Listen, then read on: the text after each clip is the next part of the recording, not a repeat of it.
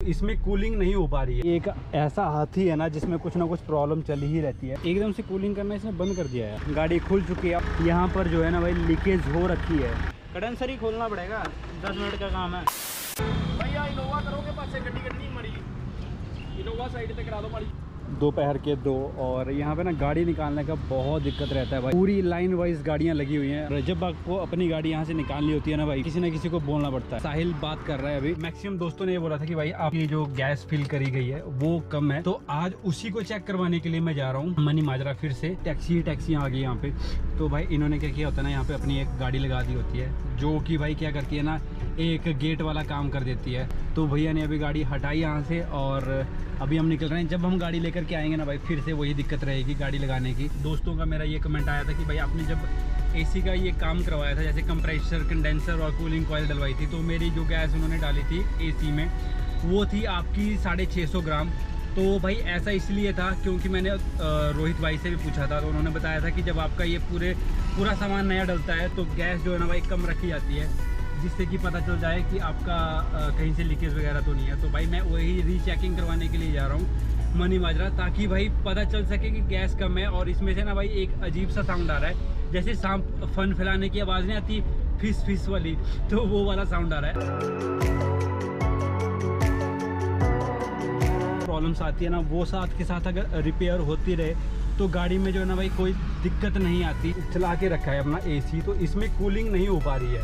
तो भाई अभी जस्ट 1 मंथ कंप्लीट हुआ है भाई, 1 मंथ और 1 मंथ में ये दिक्कत आ गई है। तो देखते भाई अभी क्या सिस्टम रहता है और क्या बोलते हैं हमारे यहाँ पे जो कारीगर है। एक ऐसा हाथी है ना जिसमें कुछ ना कुछ प्रॉब्लम चल ही रहती है। और भाई देखना, ये कल बारिश हुई थी तो पानी अभी तक ऐसे ही है और ये साफ़ नहीं किया गया है। तो भाई मैंने ऐसे ही रखा था उस दिन भी आज, और ऑटो वाला ना ठोक के चला गया और देखा अभी थोड़ा ठीक हो चुकी है। एकदम से कूलिंग करना इसने बंद कर दिया है यार। तो अभी सचिन है हमारे साथ। उस दिन सचिन ने भाई पीछे वाला काम किया था कूलिंग कॉइल का, स्टार्ट करके एसी ऑन करना है। भाई अभी हम क्या कर रहे हैं, गाड़ी को स्टार्ट किया और फिलहाल हमारा एसी जो है भाई वो ऑन है। और चलते हैं बाहर, देखते हैं कि क्या सिचुएशन है।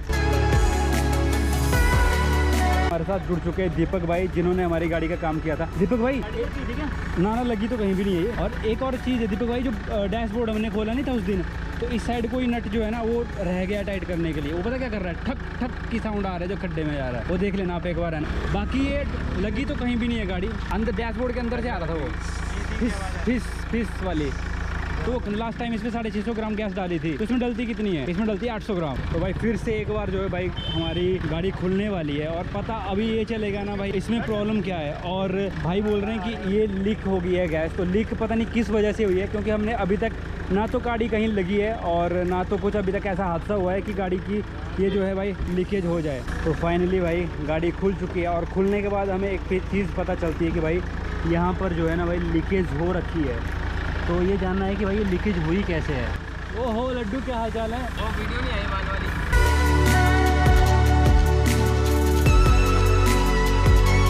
यहाँ से आप देख रहे ना, ये है आपका ऑयल और ये लीकेज ना यहीं कहीं से हो रही है। तो उसको चेक करने के लिए अभी ये फोम वाला झाग वाला साबुन यहाँ पे डालेंगे।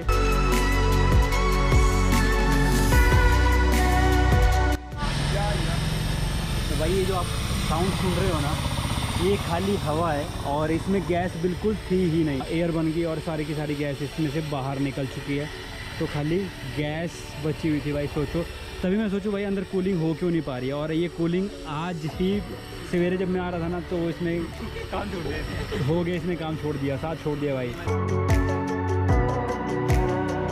हमें तकरीबन यहाँ पे 10 मिनट हो चुके हैं और गैस का कोई नामो निशान नहीं कि लीकेज हो कहाँ से रही है। तो डिफॉल्टर चीज़ पकड़ में ही नहीं है। ये तो नहीं है अच्छा, पर ये तो ऐसे ही बुलबुले उठ रहे हैं ना, कि है क्या सीन, जादू हो रहा है क्या भाई। मैं तो यहाँ पे थोड़ी सी छाँव है तो यहाँ पे खड़ा हुआ हूँ और गाड़ी की लीकेज का अभी तक कोई पता नहीं चल पाया कि गाड़ी की लीकेज हो कहाँ से रही है। और प्लस भाई मैं हो चुका हूँ लेट, 2:40 हमें यहीं पे हो चुके हैं। क्या है भाई, अभी मेरा लंच टाइम हुआ था, तो लंच टाइम पे मैं अपनी गाड़ी को ठीक करवाने के लिए आया था और पता चलता है कि भाई इसकी जो है गैस लीक हो चुकी है। तो फिलहाल अभी देखते हैं कि क्या रहता है भाई गाड़ी का सिस्टम, आखिर गैस लीक क्यों हुई है। लीकेज ढूंढी मैंने भाई हमारे इंस्टाग्राम भाई ने जो है भाई लीकेज हो रही है।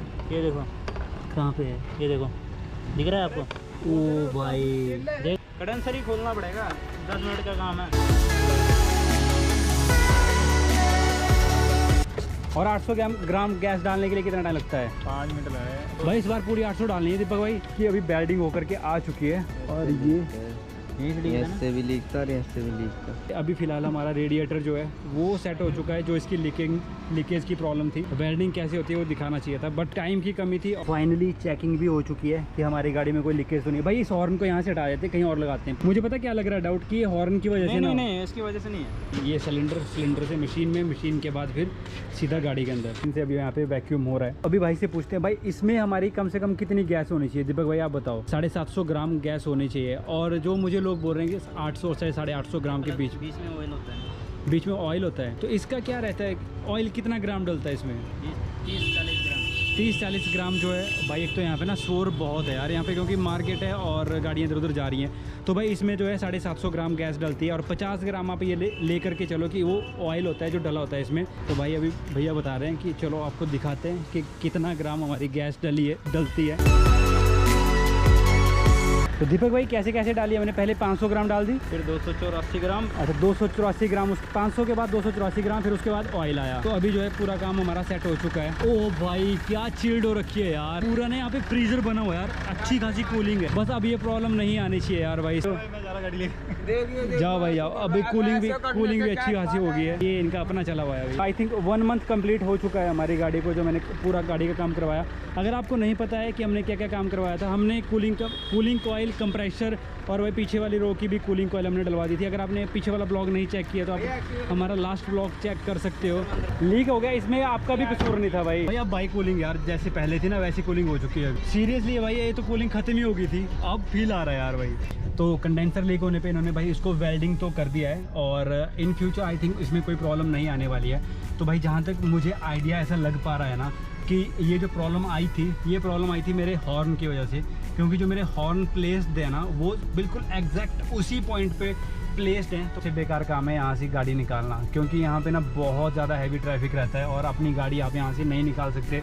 तो मैं सोच रहा हूँ कि अपनी गाड़ी को बैक ले करके और मेन हाईवे से निकलूँ और यहाँ से भाई कोई ट्रैफिक नहीं होता। जो बीच वाली गली है ना वहाँ पे इतना ट्रैफिक रहता है इस टाइम कि वहाँ से गाड़ी निकालना बहुत मुश्किल हो जाता है। छोटे छोटे हादसे ये कभी भी आपके साथ हो सकते हैं। हमेशा इन चीज़ों का ध्यान रखें और अपने गाड़ी को जो भाई बिल्कुल अच्छे तरीके से चलाएं और खुद भी सेफ रहें और अपनी गाड़ी को भी सेफ रखें।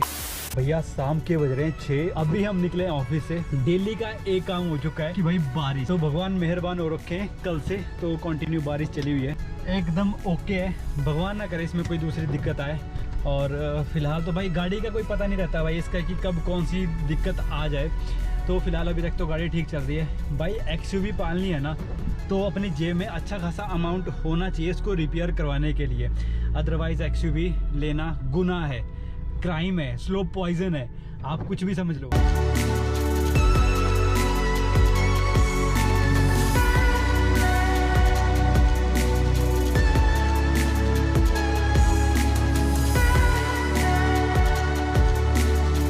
एक चीज़ नोटिस करी, जब मैं ऑफिस से निकला वहाँ पे अच्छी खासी बारिश पड़ रही थी और यहाँ पे आप देख रहे हो ना रोड पूरा सूखा है, यानी कि अभी यहाँ पे भी बारिश पड़ना बाकी है।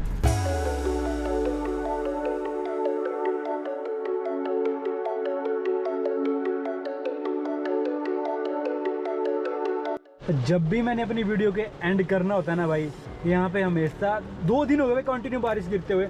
6:19 हो रखे हैं और मौसम बिल्कुल खराब हो रखा है बेनता। मेरी पीछे वाली खिड़कियां ना ओपन थी, पूरी गाड़ी भाई अंदर से भीग गई है। ये मैंने देखा नहीं, नोटिस नहीं किया भाई। जब नोटिस किया तो भाई उस टाइम तक देर हो चुकी थी और पूरा भाई खिड़कियां पूरी भीग चुकी है आगे से लेकर के पीछे तक। मैंने खिड़कियां ओपन करके आया था क्योंकि कल भी गाड़ी भीगी हुई थी। मैंने सोचा थोड़ा सा इसमें हवा लग जाएगी, तो भाई पूरी खिड़कियां हो गया काम खराब मेरा। तो भाई ये है हमारा गूगल एडसेंस का जो कोड आया हुआ था, ये लेटर आया हुआ था घर पे। और ये मेरे हिमाचल जो होम टाउन है वहाँ पे गया हुआ था, तो मेरे मामा जी भी आए थे तो वो इसको लेकर के आए थे। तो मैं आपको इसलिए दिखा रहा हूँ कि ये किस टाइप का लगता है देखने में।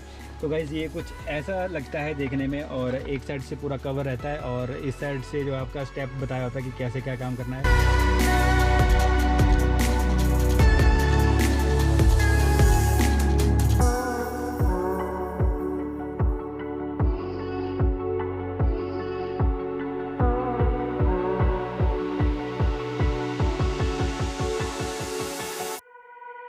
आज मैं स्पेशली गया था, मैंने पहले भी आपको बता दिया कि भाई मैं गया था आज अपनी गाड़ी का जो है जनरल चेकअप कराने के लिए, कि मैं आप सबको इन्फॉर्मेशन दे दूं कि भाई एक्सयूवी में कितने ग्राम जो है गैस डलती है। तो मैंने लास्ट टाइम जो है 650 ग्राम गैस इसमें डलवाई थी। और हाँ भाई, जो 500 ग्राम गैस डलती है वो डलती है हैचबैक गाड़ियों में और सेडान गाड़ियों में। जो एक्सयूवी है उसमें 750 से लेकर के 800 ग्राम के बीच में डलती है, क्योंकि भाई उसमें 50 ग्राम का जो ऑयल भी डलता है, ऑयल डलता है भाई, तो उस हिसाब से 750 ग्राम जो है गैस इसमें डलती है। जैसा कि पहले मैकेनिक ने बताया, तो मैक्सिमम लोगों ने ये बोला कि भाई आपने 650 ग्राम गैस इसमें क्यों डलवाई। तो मैं मैक्सिमम आज उस पर्पज से गया था गाड़ी को लेकर के।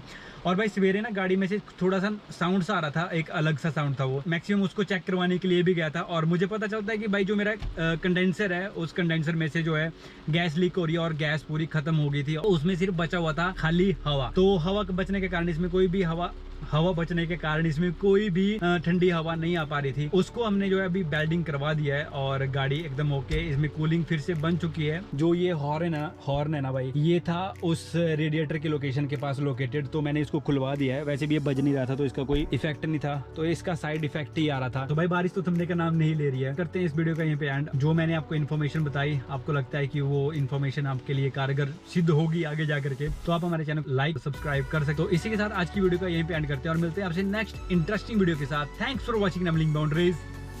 जय हिंद।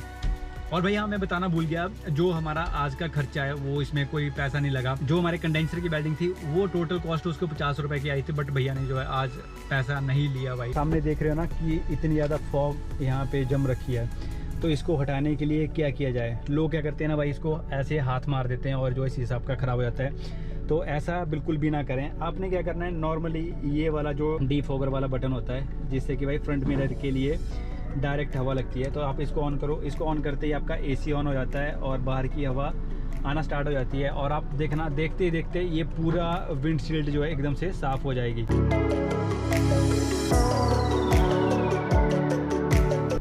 ये छोटे छोटे ट्रिक होते हैं जो आपको अपनी गाड़ी में आजमा लेने चाहिए, जिससे कि आपकी गाड़ी में कोई नुकसान नहीं होता और आपका विजिबिलिटी भी अच्छे से बनी रहती है।